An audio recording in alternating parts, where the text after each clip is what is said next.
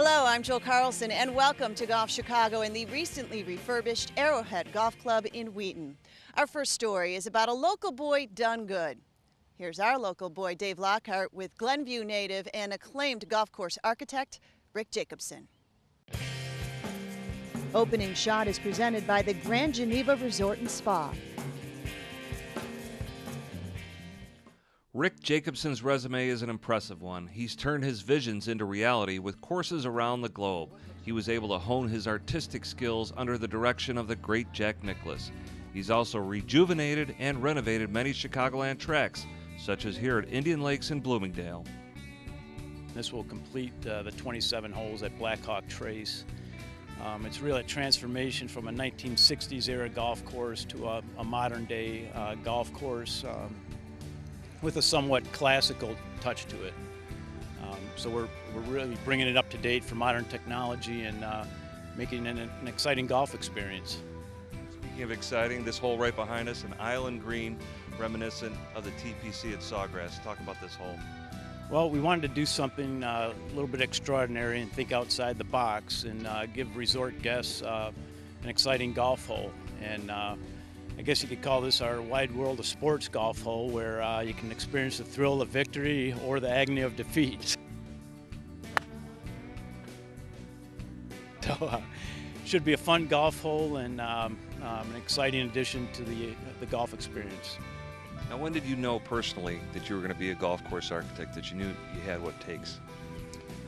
Well, I think it evolved because I had the formal experience in landscape architecture from an educational standpoint, and then golf course architecture is just one of the many venues or directions that you can take. Jacobson golf course design might be based in Libertyville, but that hasn't stopped them from working in China and on a new course alongside Jack Nicklaus again with Bayside Golf Club in Delaware. In his younger days, Rick spent some 8 years learning under the Golden Bear. It was a tremendous experience to start with.